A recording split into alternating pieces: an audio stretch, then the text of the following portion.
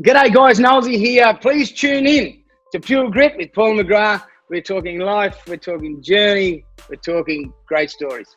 Cheers. Welcome to Pure Grit with Paula McGrath. If you search the word grit, you'd see that it means to have courage, show strength of character, passion and perseverance. Throughout the series, Paula will chat to guests from all walks of life who have shown pure grit to get to where they are now. Paula, yeah, look, your hair looks fine. I've done the intro, so ready for you to talk now. Yeah. My guest today is the true underdog, incredibly resilient and as well as incredibly talented and successful. I think he resonates with so many Australians. The get up and have a go, she'll be right mate culture. He is the only male artist to have 10 consecutive top 10 singles in ARIA charts, and his debut single, What About Me, was the highest selling single of that year, but never nominated for an ARIA. We all know him, coming second to Guy Sebastian Noll, but every dog has his day, and he has certainly proved that. Please welcome our boy from Godolphin, Shannon Noll. Nollsie. G'day mate, how are you? How are you? I'm good, thanks for having me. You're my favourite underdog ever. You really are. Yeah, it's becoming a way of life, isn't it? No, but good. Look who's still here. Look who's still here. And look, oh, there goes a pussycat in the background. Oh yeah. She's a beautiful old cat. She's like 16 years old, nearly 15 years old. She's such a ripper. She's moved all around. She's had to put up with all the kids at different times. So now Colton's come along. She's going on, not again. Not another one. Not another one to get pulled and pushed and yeah. So thank you so much for coming on Pure Grit. No worries. Thanks for having me. You're my first, as you know, coming from the background of music, you're my first music artist to have on Pure Grit. I'm having diverse guests on this show that have shown strength of character, Nollsie, and I've chosen you in particular because even if people aren't a fan of you, Nollsie, your story is remarkable. It's a fantastic, true Aussie story. I love it. I've loved it ever since you came on the scene. And Thanks, I want to tell your story, starting with your childhood, because you've had what I dream of now with my son, Jem. I would just love to take him to a farm, for example, because they have no idea. They have no idea, Nollsie. Tell us about your childhood. Like, where you're born in Orange, correct? Yeah, born in Orange, and we had the family heritage farm. My great grandfather bought and then passed it on to my father, and then my uncle bought it for a while, and then my dad bought it. And that was near Tullabajil, actually. So that's Tullabajil. Where is that? Yeah, Tullabajil. Well, it's sort of it's southwest of Condobolin, so it's sort of right on the border of the Riverina. So where all the Danaher boys come from, the AFL legends, they came from about 50 k's from us. So they were at Angary, so sort of that northern Riverina before it moves into the Central West. So you played AFL, didn't you? You actually wanted to be an AFL player. Yeah, I played footy. Yeah, I never got to play AFL, but I played a lot of footy around New South Wales in 4 or 5 different competitions, which was great. You know, you got to meet a lot of people, and I've still got friends to this day that I played footy with. So I think it's a great way to meet people, and you know, and obviously back then, but there's a little bit of money around. I think I was making $150 a week on the farm and $175 to play for footy on Saturday. So, really? You're making more money playing footy? Yeah. Well, I wasn't making much on the farm. Do you get out there still and have a kick? Or you're too scared to pull a hammy? No, well, it is a little bit like that. I played a game of Super Rules down in Gisborne when we lived in Melbourne in 2012. But time flies, and I've had major spinal surgery now. So I got asked last night if I'd consider having a game of Super Rules again, and I sort of I just wondered how my back would go because I've had a fusion and a replacement disc in there. So the last thing I need to do is get broken in half. Oh, And to pull a hammy, you'd have to have a whole medical team with there, rub you down, Yeah, get you that's all limbered up, ready to go. Yeah, 100%. Well, that was the best part of playing footy. That so. So you Yeah. grew up, and you have two older brothers. So you grew up on the farm, Yeah. and you were the Yeah. youngest, weren't you, of the three boys? Yeah. Yeah, that's right. Yeah, so we grew up on, it was 4,500 acres. Wow. When we just lived and breathed every moment of it. From riding motorbikes to, we did a lot of works on the farm, but as well, like for the first, when I was probably 14 onwards, the September holidays was always when shearing would happen. I used to go like, wow, how unlucky is that? Shearing always falls on the September holidays. And then I worked out that Dad was meaning to do it that way because then he got Of course he was. a few free rouseabouts in the shed that he didn't have to pay. So you so all it was learned method to in the shear. madness. You all learned to shear. Oh, young. yeah. I learned. I can shear. The oldest brother can shear. The middle one's not much of a shearer, but he's probably the smart one out of the group because if you don't learn, you don't have to do it. He pretended he didn't know how to do it. That's right. Yeah. That's right. So, but yeah, we had a lot to do. We had merinos on the farm. We had 4,500 or 4,000 breeding merino ewes, and about 80 cattle, and we did a lot of cropping on the farm as well. So we sort of did the alternative cropping each year and that What sort of crops thing. So did your farm grow?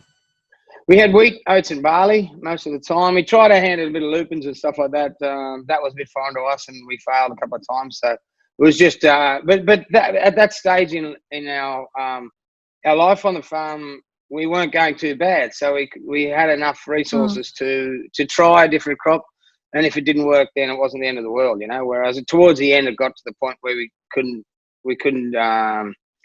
wouldn't have survived a failure sort of thing, which is what sort of brought us undone right towards the end after we lost Dad. So it was the drought in 2004. So no, 2000, yeah.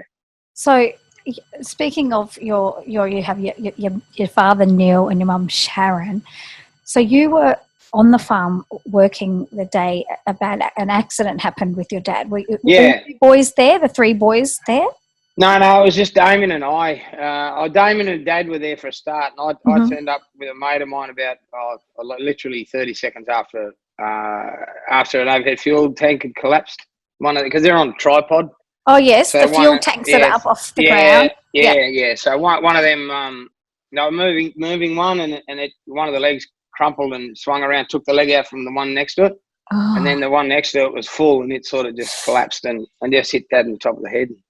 That was that, and then it was the mad frantic sort of race to the hospital, because we're at our grandfather's place, and our grandfather's place was 5 k's out of Condo. So lifted him through the fence and then raced to the hospital, and sadly, I think we lost him on the way in. He didn't make it. No. Shannon, how do you recover from that? Like, how did you get through seeing that accident and being there with your dad? Yeah. I never will. You never will. Never will. Absolutely. No, never. Because how old were you? You were like in your 20s. Like I was 25. My eldest son was 6 weeks old. Cody was 6 weeks old. My firstborn son in the family, first grandson in the family too. He was 6 weeks old when that happened. So it was sort of, it's one of those things that. I'm so sorry, because that's a part of you, Shannon. That's a part of your story, and it will never leave you ever. And I haven't spoken with you ever about that before, and I think that's a true resilience. I don't know whether was that what drove you to, after losing your dad, to go, you know what I want to do. Is that where and that extra drive came from? Like, did you make a promise to your dad, or thought, right, I'm going to get off the farm and become a famous singer? We sort of lost the farm not long after that, because was that from drought?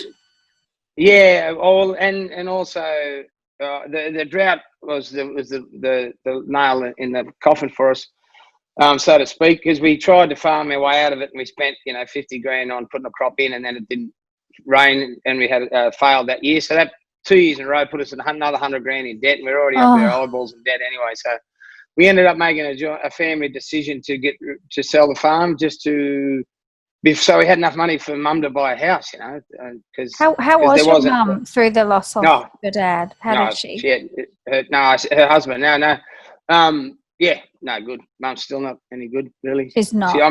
She had a broken heart. It's lucky she didn't. If there's any truth to the saying, you can die of a broken heart. I'm surprised that Mum that didn't happen. And her heart is still really broken. You can. Oh, absolutely. Yeah, absolutely. She's here visiting us at the moment. You know what I mean? Oh, that's nice. And yeah, she said to me on time. She goes, she said every time we get into bed, it's just a stark reminder that he's gone. Because they shared the same bed and they should share bars together and everything. There wasn't a lot they didn't do together. Because neither of them drank or smoked. And probably, I don't know. They never drank or smoked. Neither of them. No, neither of them. So they had plenty of time together, having cups of tea and nice baths. Oh, that's a beautiful love story. Right. That's a beautiful love story. It is, yeah. So that was pretty devastating for. I can't imagine how. It was bad enough for us, let alone I can't imagine how bad it was and continues to be for her. To go, well, she wanted. They were obviously soulmates. She would have. Wanted to, which you don't see often. You know what I mean? No, it's beautiful. So, how many years married before? I think that was nearly 40 years, 38 wow. years at that stage, yeah. 40 That's years amazing. That's really close. Mum was 16 or something when they got married. Dad was 17, just turning 18 or something. I remember Pa said, wait a couple of years we have children because she's too young, because she's only a kid. I was reading your book, and what was your grandma's name? Oh, Joan, Kitty. Kitty, but Kitty was Kitty was my grandmother's name. But what the name of the book, was it your great grandfather's wife, or it was a really funny name, like a both my grandfathers were Frank Edward. Frank Edward Swaddling. It was like a name starting with E. I'd never even heard of it. Oh, really? I have to look at your book. Yeah, like it's in your book. It's like a name that you certainly would not see in baby books. It's like something I've never even heard of. I think it's great. Yeah, might be your great grandmother. You called her Kitty, did you? It wasn't her name. We called her Kitty, yeah. No, because the name was really difficult. I'm like, I've never heard of that name. Yeah. So it was grandfather's the only one I call. We call her grandmum, of course. And exactly. Grandfather called her just Kitty every now and then, and everyone else she was mum and all that sort of thing. So. Oh, and so after how did you decide? I mean, we all know you've got the most amazing voice, but how did you decide that you were going to sing? Like, you were in school musicals and things. So the boy from the bush, the boy from the country, and you were at school doing school musicals and things. What school did you go to? Oh, I went to Television Central School. There was 7. There was 7 in my class. 7 people. 7. So we got a lot of one-on-one time with the teachers. There's a bonus in that. 100%. Music was always in our family. Dad had a family band where he was the drummer. And my his 2 sisters sang and played keyboards and violin, I think, and my uncle played guitar in there as well. So there's and my brother in the blood. You guys had a band young though too, didn't you? Yeah, we did. Yeah, when I was about 12, my brothers had a band that called Scandal that they used to tour around with. Scandal, yeah. The eldest brother was a singer and the middle brother was the drummer. Damien was only 15 playing drums in a band playing at pubs at that stage. So, and then I was sort of 12 and I sort of started singing. And then, so consequently, back to how it all came about then. So we lost the farm and had really nothing. But we'd been touring around with my own cover band. And doing really, really well. And with music, it didn't ever matter how negative the situation may seem. It always ended positively. Like we did a gig at our arch rivals footy club's presentation. Right. They didn't know it was us. They just booked this band from Condo, and we turned up, and they're all going, "Oh, it's them assholes." Oh, you're kidding. So anyway, at the end of the night, so and all their girlfriends and had dancing and all that, so they're begrudgingly dancing, and we so there's this angst going all night. And by the end of the night, half the blokes we hated and they hated us came up to us and went, "What are you doing playing footy? You should be in Sydney doing music. You guys were great. So Wow. So it was just situation after situation that was like that, you know. It just always ended so positively. So I always felt that there was something there that I needed to explore, and there was a self-confidence with it because we're a sporting family, and my brothers, you know, cast a fairly big shadow with sporting achievements. My Damien played the New South Wales tennis title and New South Wales swimming title, and Adam played Teal Cup for New South Wales, and under 21 state cricket and all this sort of stuff. So, and they could beat me at tennis, table tennis. They could beat you at everything. You were at everything. I was going like, damn you! You were the baby brother that was always getting beaten. Yeah, but there comes the resilience from being probably. Look at your little one. He's probably going to be like that. Yeah, for sure. So then you were married. You were married with how many with Rochelle? Then how many kids did you have then? Yeah, well, we had at that point we had two, Colton, Cody and Blake. So they were 18 months apart. Bang bang. Mm-hmm. So and then obviously what happened? Bang bang, all right. It's happened a few times in this house, though. It certainly has. And then the ads for Idol were on TV everywhere, and I saw them. But they never specified where the auditions were. So I had a few people say to me, "Have you seen these ads for this Idol show?" And I said, "Yeah." And they're going like, "We think you should go on it," you know. And I'm going like, I want to, but I just they don't say where the auditions are, you know. So I've got no idea where to go. Where it is, yeah. Yeah. So anyway, so we're in Melbourne. My wife was down there for her sister's dress fitting for her wedding, and she'd been down there 2 weeks, and I think I got a bus down to drive them back because she took a car down there. Yeah. So I got a bus down to Melbourne, and whilst I was there, her younger sister said, "Have you seen these ads for Idol?" And I said, "Yeah." And she said, "What, you should go on it," because she was always a big supporter. And I said, "I would, but I don't know where the auditions are." So she jumped online. It was right before when computers were going in.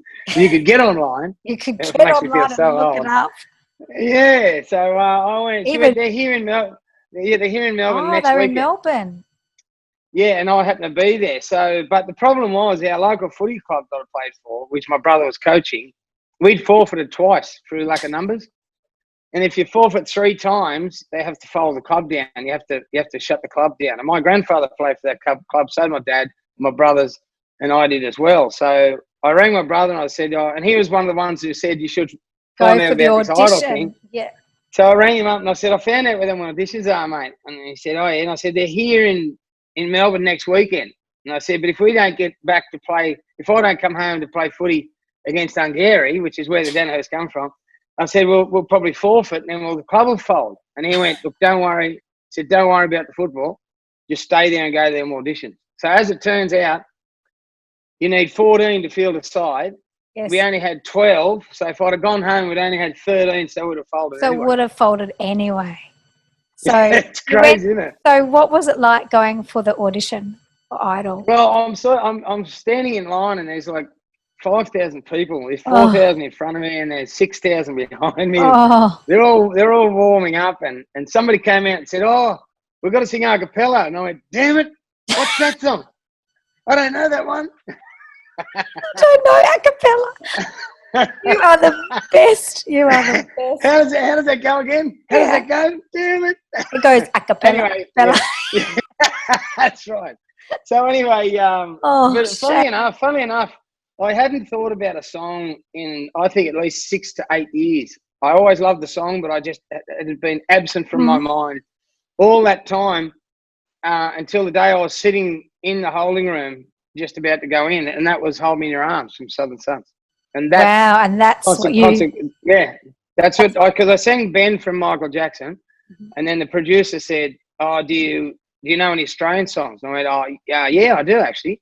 And literally, "Hold Me in Your Arms" had popped into my head whilst I was in the waiting room, because I was there from 4:30, 5 o'clock in the morning. And no one knew of you. Like these days with all the shows, like The Voice and whatever, they scout. everywhere looking for. Yeah, No one knew of you, Shannon. You were really lining up. Well, the funny, I'd actually auditioned for Star Search once, and I got like 5 words out, and he went, "That's enough," and everyone went, "Oh, like give him a go," you know what I mean? See you later, did they?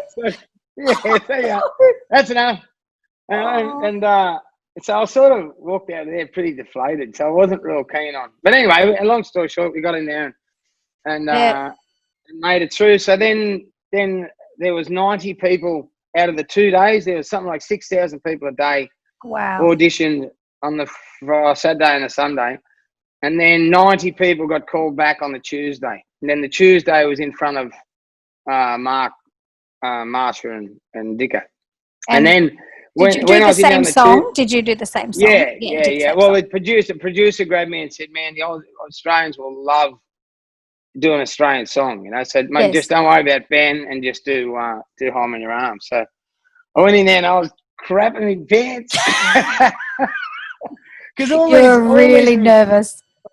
All these amazing singers, which you could just hear while you're waiting around all day, were coming back going, "Oh, that dick has a bastard. He's an asshole." I'm going like, "Oh, this is going to be great. I'm going to get attacked here." So I was nearly beat before I went in there, you know, because there were some amazing singers coming out and who didn't make it through. And I'm going like, "Oh, no, now we're at the pointy end now," sort of thing. So, but luckily enough, I got up there and did well enough to get through. So, you know. And Dicko wasn't a Dicko to you. No, he wasn't. No, they're all lovely. They're all lovely. I can still remember everything that they said. You know what I mean? Mark Holden said, "Doesn't matter what happens on this show. If the more Australia get to see, the more they're going to love you." And then he picked that. Dicko said, "I wish I could put people in my situation, in my seat here right now, and experience the passion and the emotion that you just delivered with that song performance." And then Marsha said, "Today we've discovered a voice." And I'm looking at my shoulder going, "Who are they talking to?" They were talking to you. Yeah. And you know what? So they were right. Australia fell in love with you, and the whole journey. That's the first, you know, of course, the first time you introduced to everyone in Australia was on Idol. Yeah. And yes, you came there. You know, it was sort of like, who's going to win, you or Guy? It was that was it. Everyone. Yeah, I mean, from my point of view, I knew Guy was going to win from the start. You know, I think Guy was. I just went, well, you know, he's just such an amazing talent. Then I'm happy to come second to him. You know what I mean? And then, funnily enough, we're in the lunch line one day, and Guy's on the phone, and he's going, "Oh, there's this bloke from the bush, man. He can really sing. You know, he could win it, I reckon." I'm going like, he knows I'm standing behind him. That's why he's saying that. And then he finished his phone call and just kept facing forward. So I went, maybe he doesn't know I'm behind him. So I thought he was just saying. Yeah, I thought he was just saying. You thought he was pumping up your tyres for you, like. Yeah, exactly. You a pump. Yeah, exactly. But he actually really found you as a threat. He thought you were a threat. I think I just because the biggest thing was it was never, as much as the media and all that wanted to pit us against each other and all our fans and supporters as well. We were in this crazy thing together. So we were on each other's side with it. We were never, we wanted the best for each other. And we wanted each other to do the best we possibly could. So it wasn't about, I've got to do better than him. You know, we were just of the opinion that we just got to do our delivery the best that we possibly can, and then see what happens from that. And all my approach to it was from the start was if I let nerves get the better of me, or I do something that is in my power, that causes me to not get as far as I maybe can, I'll be disappointed. So all I expected was just do the best I possibly can and be happy with what I delivered and what I did. And then if that's not good enough, then that's fine. Then that means I'm not good enough. But I just was very, very focused to make sure that I did the best that I possibly could.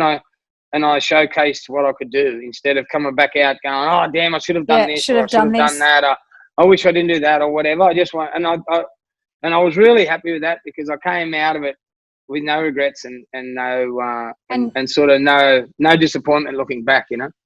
Yeah, and you've had, you know, like look at your career, like you still are the only male artist that's had 10 consecutive top 10 singles like after each other. No one has. Yeah. You've had your knockers, Shannon, which everyone does because that's Australia's tall poppy syndrome. You've had your knockers, and I'm sure Guy does too. You know, like he's got people that love him. People that love him. For sure. Are you two still mates? Yeah, most definitely. I mean, it's like when you go to a situation like that, because we Guy's so busy. He's in the recent few years he's been all over the world most of the time. You never know if he's in the country or not, you know. And I've been on the road around Australia nearly each year in, year out, you know. So we don't get to run into each other a lot, you know. But when we do, it's like we talked last week, you know what I mean. It's just still easy and flows fluent, if you know what I mean. You wouldn't be having shots with him. Shots of vodka. No, well, I mean, I'll probably drink his. He never drank much when I. No, I don't know if he does now. I don't think he was the goody two shoes. That's I right. was the rebel. You were the rebel. So, why being so successful in the ARIA charts? Why do you think you have never been nominated for an ARIA? Oh, that bugs me. Oh, that's easy. The industry itself were dead again. They hated it. They hated us. And they hated the show itself. They hated what it represented. Because of Idol. Okay, right. Yeah. So but in saying that too, they wanted us to perform at the ARIAs, even though they didn't want to acknowledge us. But so they wanted the viewing public to watch the ARIA ceremony. That's also on charts, and you've charted so well, and your album's charted like multi-platinum. Like I don't get that. Like it's sort of. Like, I mean, you know, not that it matters. You've proven yourself.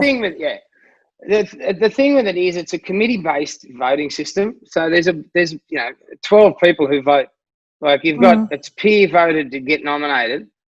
But the end vote is a committee, and if you're not in the right good books with them, then which is so it's political, you know, which I don't really care about. My biggest what I'm proud of the most is the 3 male artists of the year.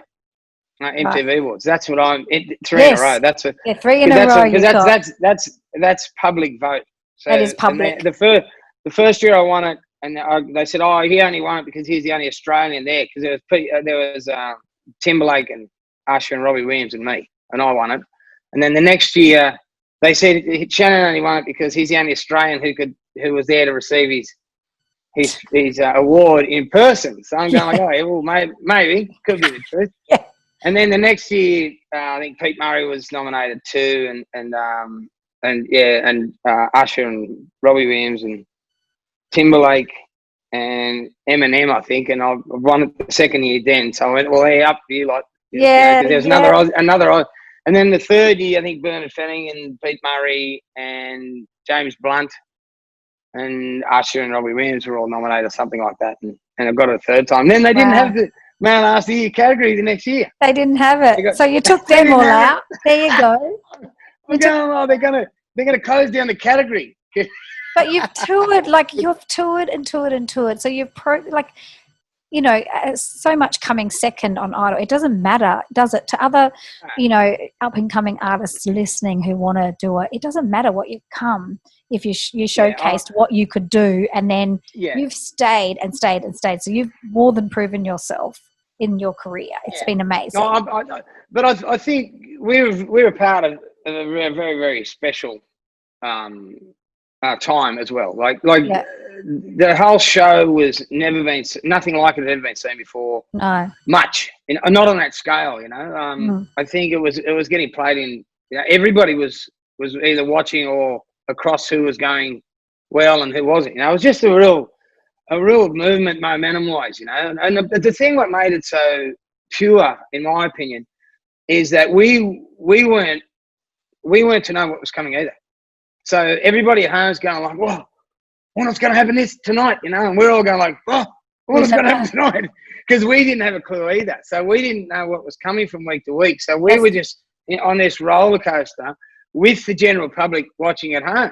So I think that's what made it really honest and pure. You know what I mean? And every emotion, every high, every low, your emotion and your expression was all was honest and pure. You know, I mean, it wasn't premeditated. Oh well, I've got to do this now because that'll get me more votes or anything. You know what I mean? So I think that was the honesty of the first season, which made it so special. I think, you know. So and then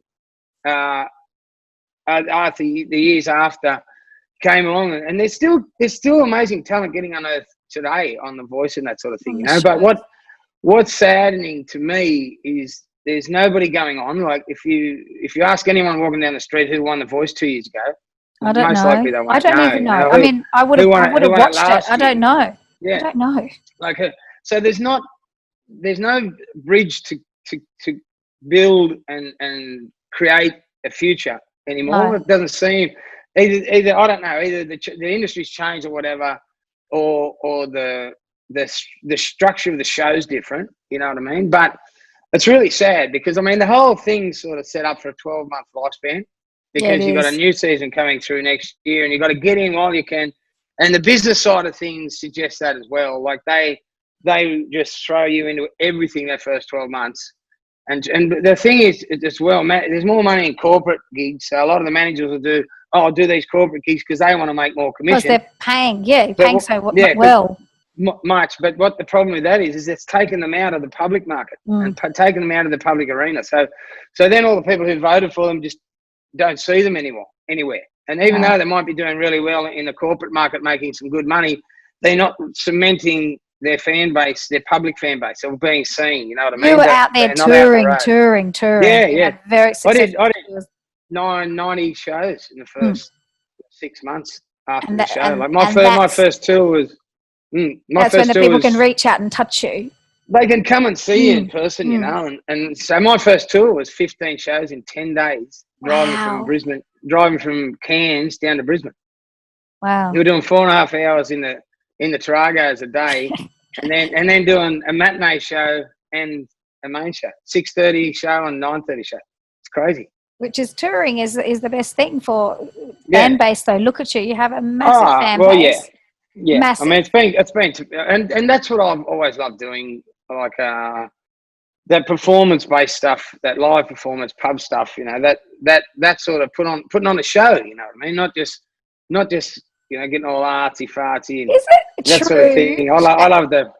You like the show, and you are a showman. I've seen you. I've been lucky enough to see you live. You're absolutely incredible live. You really are, Shannon. You really know how, and the crowd just goes crazy because you just come out and know how to put on a show, and your voice is outstanding. But is it true that you got offered to play the movie King of the Mountain Peter Brock and you turned it down? No. What is that? It wasn't. I was offered the lead role in King of the Mountain, and I was keen as mustard, but it wasn't playing Peter Brock. Oh, you were? Oh, yeah. That's just a rumour. No. Peter Brock the best Rocky. You would have been the best. No. No, well, Peter Brock was supposed to play himself. Okay, right. And he got killed, and that's right. That's what. And then the movie. That's what.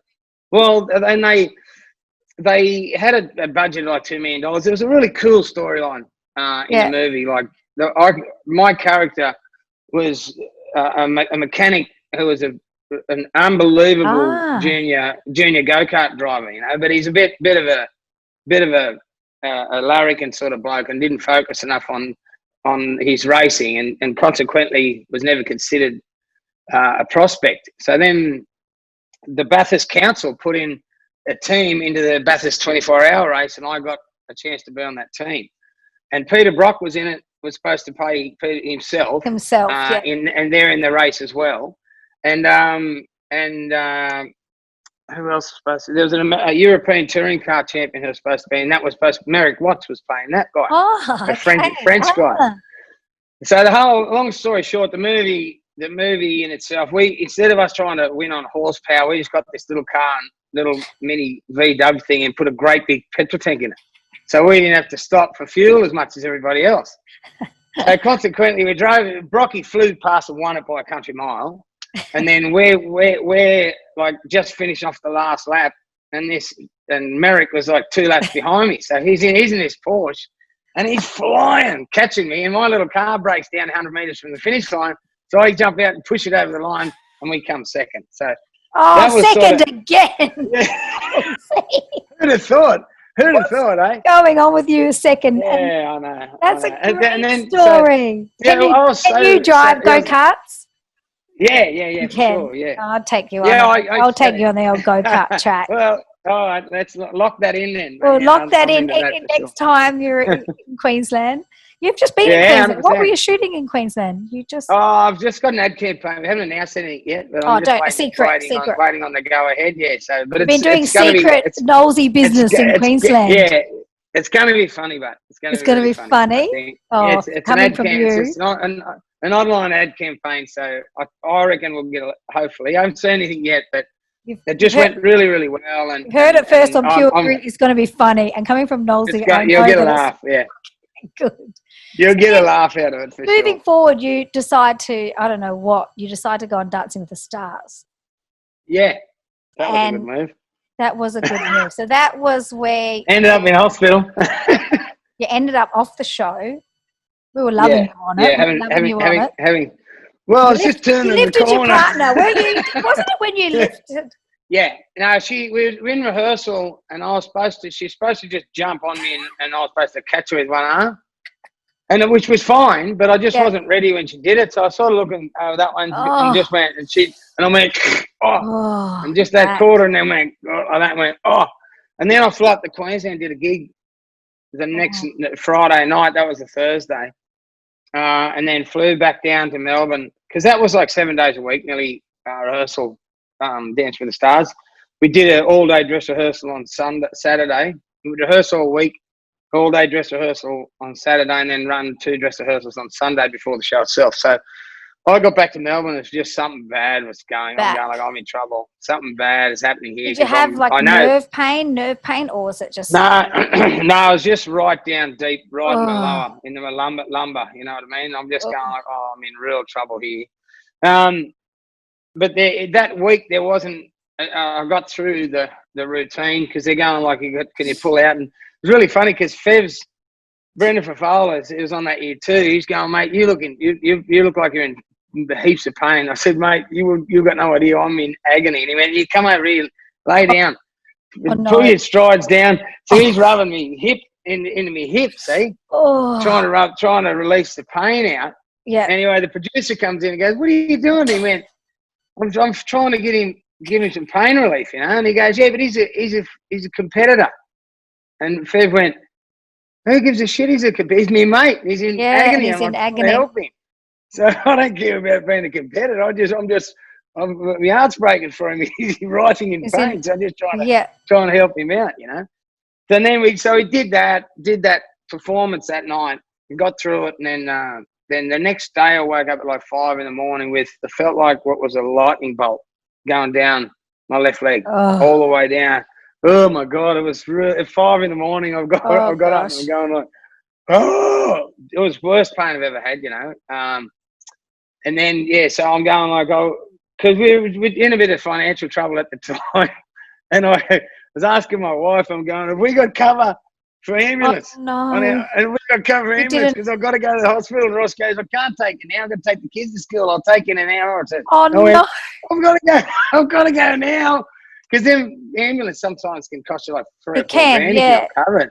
So I'm going, just get on the phone and find out if we're covered for ambulance. So it turned out we finally found out we were, and then I went ringing an ambulance. So they came and just pumped me full of morphine. And then, yeah. So how long were you in the back pain until you? How long did you? I went straight. Well, what had happened was that you got a disc, right? And your disc is like them little bell cheeses, you know, them little things. Yes. Bell cheeses, the ones you unwrap.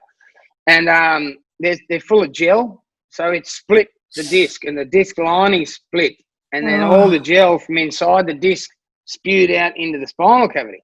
And as soon as that lumbar gel hits spinal fluid, it calcifies, so it turns into bone.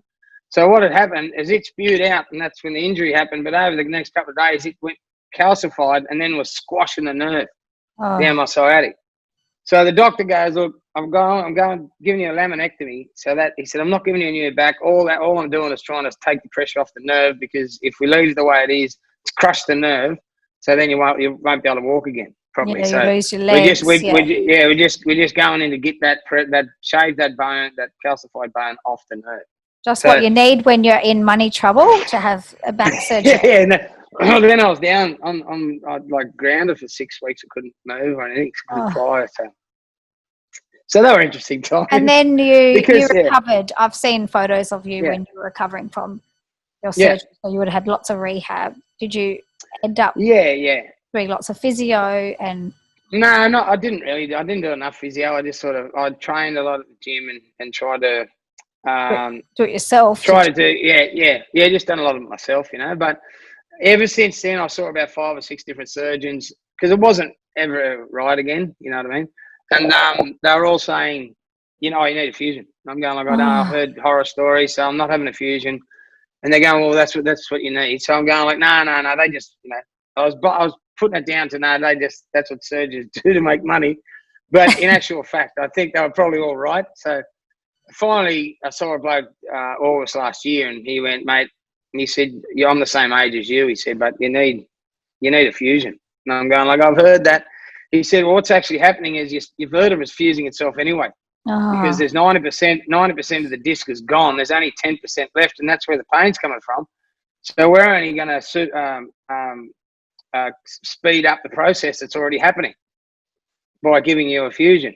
So I went, okay, cool. So I went back in and had a fusion of L5S1 and replacement disc on L4, L5, because that disc was buggered too. So you've got a bit of hardware in there now, like you've got a. Oh yeah. No, I'm half. I hear you. I've been told I have to have a neck fusion. It's something that I'm putting off. Dear. Yeah, I understand the nerve pain, and it's sort of you hear fusion and you think, oh, for the neck, am I going to be like this? Well, yeah, because you hear. I've heard stories of blokes still in their 20s with need a walking stick and stuff like that. So it was very, very scary sort of. So how are you now? No good. No, I don't want to hear that. It's no good. No, it's not great. No, it's definitely not. I'm not definitely not pain free from it. That's for sure. So you're not pain free. No, but I'm. It's manageable now. You know what I mean. So that's. How do you manage it? Well, I think it's looking after it a bit, and since we moved on to this little property that we're on now, I've been doing veggie patches and building chip pins and all that, which I love every minute of. But all that been and over. What's in your blood? That's in your blood. It's you. Yeah, that's 100%. So that's probably not the best thing for it. But my opinion of it is I'm just getting set up. Once everything's set up and running properly, I won't be bending over doing stuff that's going to aggravate it. So. And you also went on I'm a Celebrity, Get Me Out of Here, which we loved seeing you on that, because that was that was fun. That was hectic. Crazy was on fun. That? So Fiona O'Loughlin. She won, and you came second. Yeah. Okay. Who else was on that series with you? You were friends with Jackie Geddes. That's it, yeah. Kerry Armstrong. Peter Rose. The Oldfields were on it. Is that the one with the Oldfields? Yeah. That was. Yeah. It was crazy. Crazy experience. I loved South Africa. Everyone goes like, oh, it's only in the Blue Mountains. I'm going like, no, it's there's not. no baboons running around the Blue Mountains going, because you'd hear that from the main males in each troop. Wow. Like they'd be 100 meters over the fence out the camp. You hear this, like that. And I'm going, how's it going again? Can you act that out again? They just go, But Danny Green and that got into the camp, and he started going, like mimicking these monkeys, right? So we had the anti-poaching unit, which were patrolling outside the camp boundary, and they had camo on. You didn't even know they were there. But I was talking to one of them one afternoon. He said, "Who's in there mimicking the baboons?" And I went, it's Danny Green. Danny Green, mate. And he went, "Can you tell him to stop it, because that's a direct threat. And if they Oh, decide to come down and challenge whatever the threat is, we'll have 40 of them jumping the fences. but and did they attacking know us. they'll be taking on Danny Green? and Mundine. I'm going, get them in front of everybody. If they get through them, we're in trouble. Put them out the front. So it was a good experience. It was a good It experience. was great, yeah. I loved it, even though it was so hard being in there because you didn't get much sleep. You were starved, absolutely starved. Yeah, you got skinny. You got really skinny. Oh, yeah, I looked terrible. 12.5 kilos I lost. Yeah. Wow. But not only that, you've got to face these fears that you've got, like heights or spiders or What was the whatever worst else, thing that you snakes. did?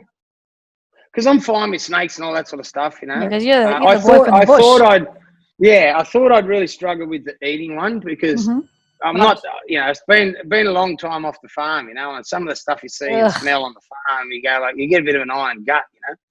But the eating one was the one that I thought I'd vomit on. Yeah. Or dry reef, but I did that all right. I got through all that all right. You know? I mean, I had a cockroach, great big hissing cockroach. But I don't know if I can do that. Well, I was just thinking, a couple of chews and just swallow it. Well, that doesn't work like that. I'm going. No. Like the shell, I had to chew the shell up in tiny little bits so I could actually get it down. Gosh, that is just. But that gross. wasn't as bad. But Simone was on there as well. The model was that the model? Yeah. Yeah, I can never. She's never got a hard surname. Holtznager, I think it is. Yeah. She was amazing, and she ate this tarantula. And she ate it, bit into it, and the big thing burst at the back. And she went, it burst and went down my throat. I went, when she said that. See, I don't know. See, that those, for me, as the eating challenges, I think I'd really struggle. Yeah. I'm not sure but did you have to jump, bungee jump or anything? What did you have to do? No, well, I didn't have to do anything too drastic with heights, which was one thing that I'm glad I didn't, but I regret a little bit because I faced everything and was proud of myself with how I handled it. Where that was the one thing that I was going like, that could bust me, the heights thing, you know what I mean? Because I bungee jumped once and didn't help that we'd been out in the grog on the night before. So that was at the Gold Coast one time. So you threw up everywhere after? No, I didn't throw up everywhere, but I just bungee jumping is just so different because you've actually got to willingly throw yourself off. Yeah, see, I tried. It's really committing. I tried on radio and many times, and I'm live, and I couldn't. It felt like suicide. No, because 100%. I couldn't. You've got to you've got to commit to you're gonna kill yourself. That's how it feels. That's you know what I mean? exactly how it feels to your brain. Yeah. Yeah, and I'm going I've skydived. I've skydived and loved it, but that was different. Yeah, 100%. It's so different, isn't it? Yeah. It's amazing. So you know, so that sort of thing. I thought was going to be a real crazy challenge side of it, you know. But we did some high stuff, and we did some cliff stuff and all that sort of thing, and harness stuff, you know, which was all okay. Then you came second, but how did you go being away from your family that long? Yeah, that was hard because you were cut off from the rest of the world. There was no contact with anybody at all. Yeah. At all, you know. And my biggest concern was something happening to my family while I'm not there. And you. So I said to the producers, I said, look, I just want to be notified if they need me or something's happened, I want to be told about it. And they said, you'll be notified if you need to be or something. And I'm going, well, that's no good. No.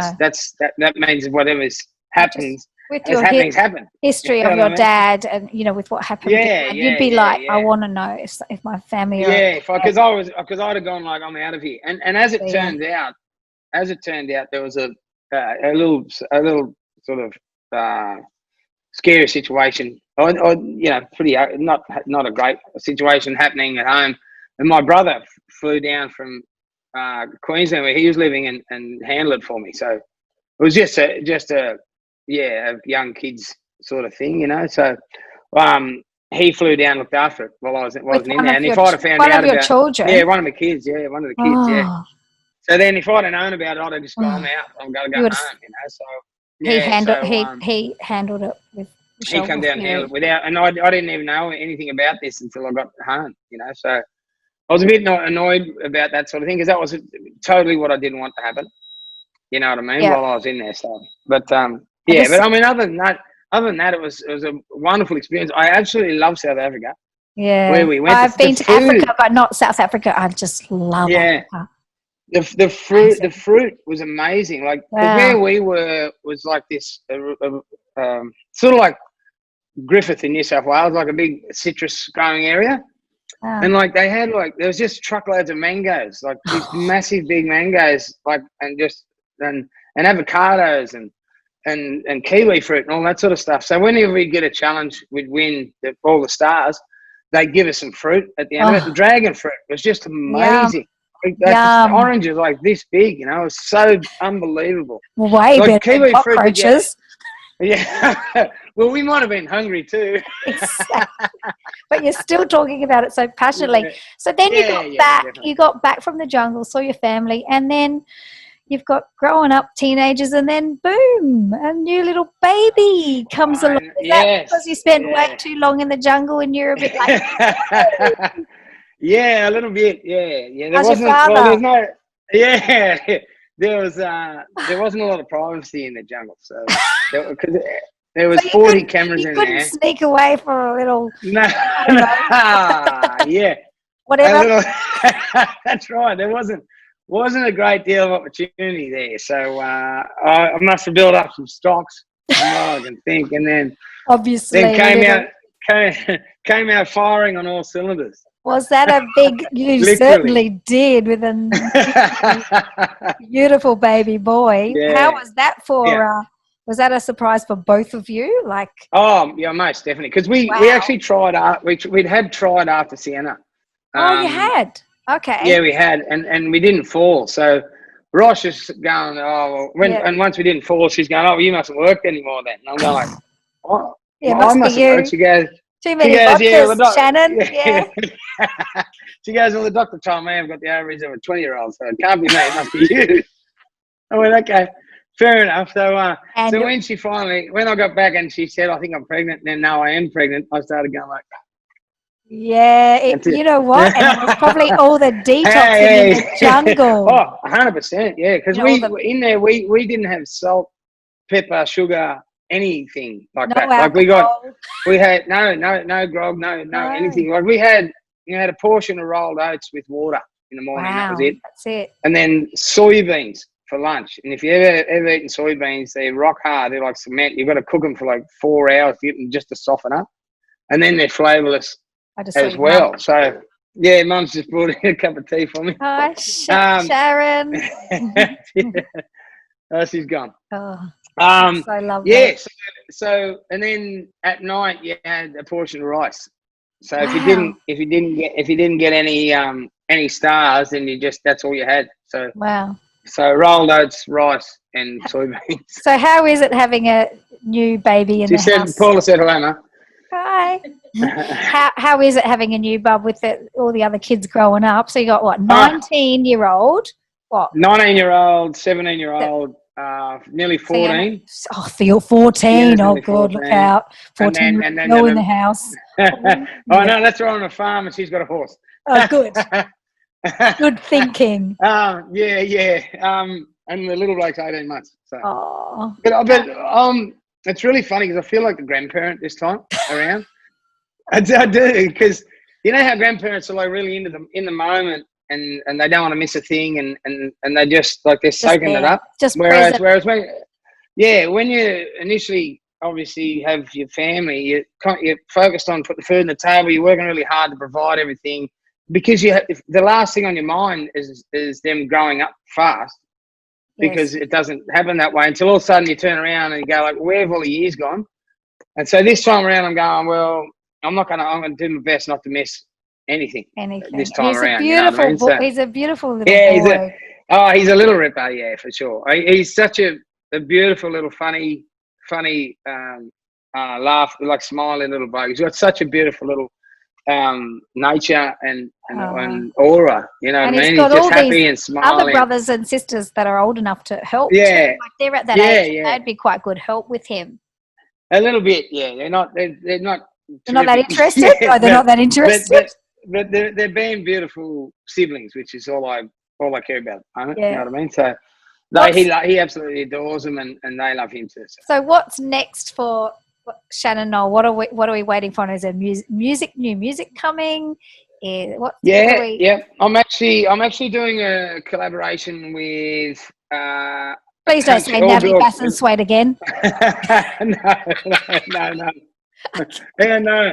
Even though I was stoked with that one, I gave a lot of money to charity for that. That was a very good charity song. It was good. A $96,000 check to Smith family, I think, for that song. On you. That's amazing.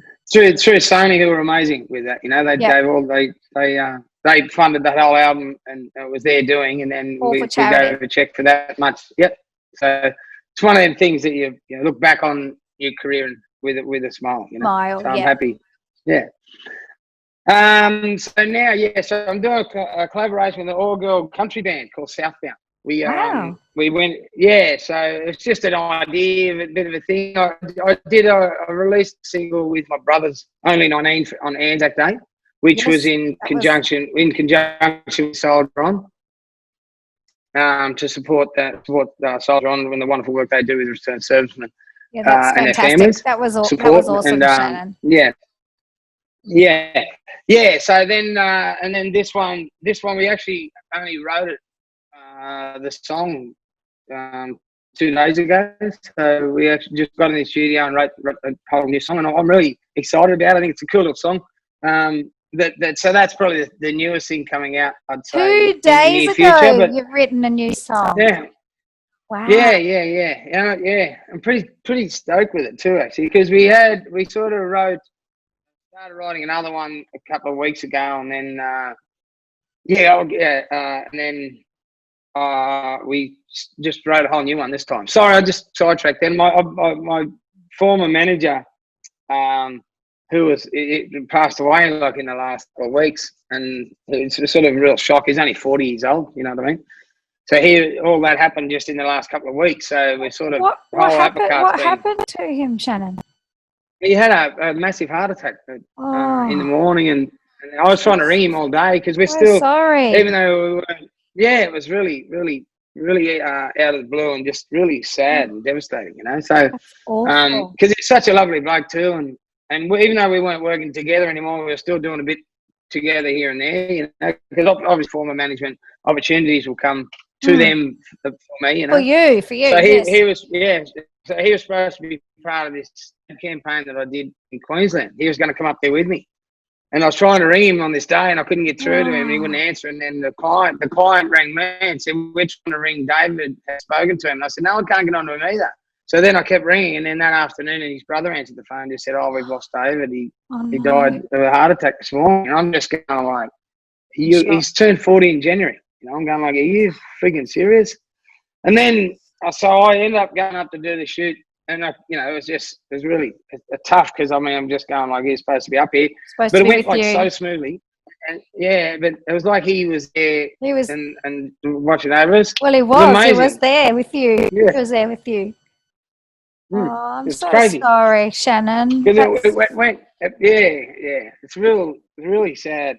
Really sad for his family. 40 is way too young. He's just very, very, way too young. And he's a really considerate, caring sort of guy. So it was really sad. But I got home and it hit me like a ton of bricks. I was just going like, wow, that just went so well. Then I'm going like, oh, of course, Woody's up there and he's made it go. He made it far, watching over us, you know.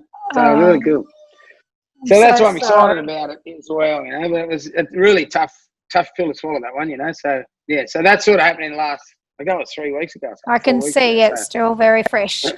That's very fresh for you. Yeah, 100%. You know, so. But anyway, I mean, he'd want the show to go on. And he would, and he would have been there with you. That's why it went so smoothly. Like, okay, yeah, that's right. Run this. Yeah. I'm going to run this from up here. I reckon he was. Yeah. Oh. So it was lovely to think of that filming and that with them guys, that experience of with him in that light, you know. Oh, it's so you know. Life, that just shows you how precious life is. Like he would not have. Unbelievable. That's it. And every birthday. It's a blessing to be here. We're so lucky. Oh, Honestly. every minute. Don't miss a minute. You know what I mean? Yeah. Don't take it for granted. Don't waste any of it. You know. Shannon, I'm so it's my honor to have you on Pure Grit, because Oh, so I've had a great time. you have it. You've got this strength of character, Shannon, and it just shows. Like, you're compassionate. You've got empathy. I can see you just over, talking about Woody. Like, you've got a big heart. You've got a big heart, and anyone who ever meets you exactly has that same feeling. They're like, oh, he's such a good guy. And thank you. You've just got that resilience, and that's why you're still here, and that's why you're going to continue being successful. And I've just loved. Well, I'll have a crack at it anyway. You have a crack. Josh just wanted to ask you something. Josh wanted to ask you something about Facebook. He's been looking at your Facebook, and something really appealed to him. Josh. Oh, just before I get to that, I think whether people love or hate your music, I think the general consensus is everyone loves you. Like, you've just got this ability to take the piss out of yourself and have a laugh. Like, yes. I remember 10 years ago I was living in Wangaratta, which is like a small country town in northeast Victoria. I love it town. And you did a little gig there after a NAB AFL game. Like, that's right, I did too. Yeah. And I think you copped a heap in the media because I think you just lost your license or something like that. And oh yeah, drink driving. Was that when you were drink driving? One of it could have been one of many things. No, it wasn't. No, it might have been Adelaide, maybe. Something, I don't know. But it's something. Yeah, you sung "Let's Drive," and you just had this ability to like, just go, well, this won't be me for a while. But anyway, just. We just thought that was the best thing. You just have this ability to just go, oh, well, everyone's having a go at me, but, oh, well. Yeah. But, well, and it happens, And Shannon, with the, that gig you did, I don't know, was it some races or whatever, and that guy threw the full can of beer or whatever at you, and you lost it. It wasn't just one. There was. Yeah, was it? There was 50 cans. But I can understand that. I can understand that. Like, you're standing on stage, and I would be angry too. Yeah, like, can take you out. The biggest thing with that was I'm happy as Larry to take it on the chin, whatever fallout comes from what I said and did.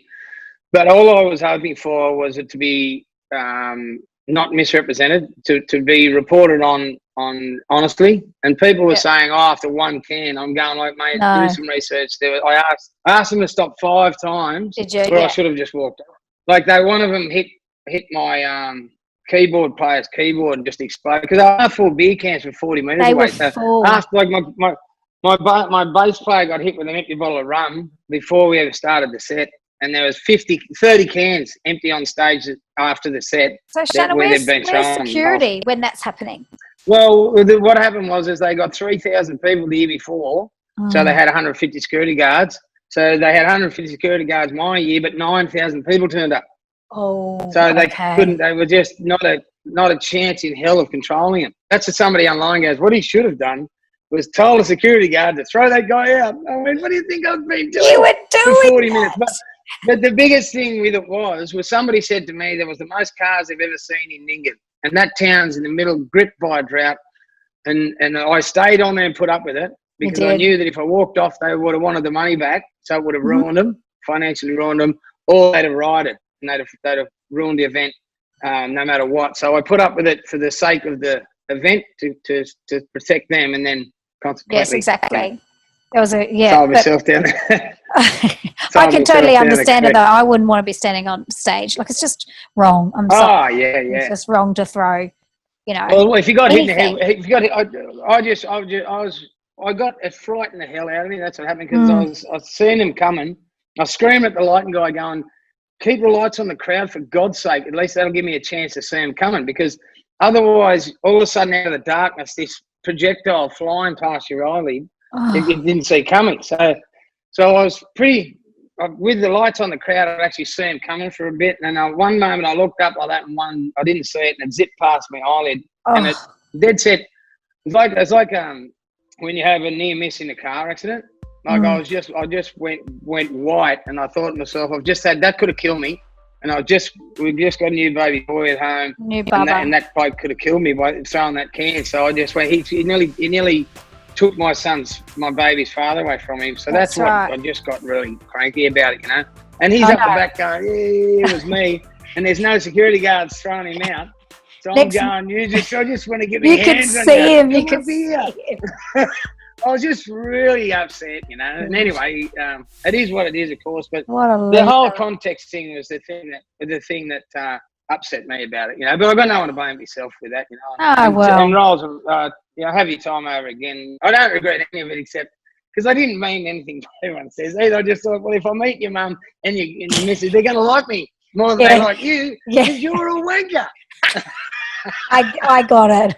That's sort of what I meant. I know. And then they're saying, you're misogynist, which, you know, they were threatening sexual violence. They were threatening you. Whoa. I know. You were just being Nollsie, the boy from the bush. Like, I'll see you out the back with my fists. Yeah, that's right. Yeah, 100%. You know, but anyway, it doesn't seem like there's much room in the world these days for it's not. It's also politically correct, and you know. Can't say this, can't say that. Yeah. Yeah, no, can't Josh, say what anything. were you saying about Facebook? You can't say anything. Can't say anything. Josh he was reading your Facebooks. You probably know what I'm getting at, but I'll just talk you through what I'm looking at. So I'm looking at a picture of you at looks like a night for farmers, and I'm summarising this comment because there's a lot that I can't read. He's editing it out. But that's not the only farm you found your needle in a haystack, you slippery beaked platypus. Anyway, while I got you on the scope, just wondering if you could swing past and drop off the VHS of McLeod's Daughters, I'll let you. And then a lot of editing. Anyway, Cobb, hope you're well. Hooroo. So can you sort of shed a bit of light? What is going on? Because your Facebook is littered with that, or it was a year ago. It just seemed to be the fad. Yeah. So what it is? Or just fans? No. It's an algorithm that I created unintentionally. So it started off with doing just an innocent post because I like cooking at home, and there's a songwriting camp in Sydney that I always used to go to. If it's 5 days, and I'd only ever make two of the days or something. But on the Wednesday night, they have this American producer who does these fish taco nights. So I missed them. I miss it every night, so every year. So I made these fish tacos at home one time. And I'm going, how proud am I? And I check out these fish tacos. So then everyone's going, hey, but that's not the first fish taco, Nollsie. All that sort of vibe. Of course. And then about a week later, I was working in a studio in King's Cross, and I found this $5 note, and it had stains and rips out of it. And I was just intrigued. I was going, that $5 note has so much character. I'd love to hear its story. And then everyone started going, that's my $5 note.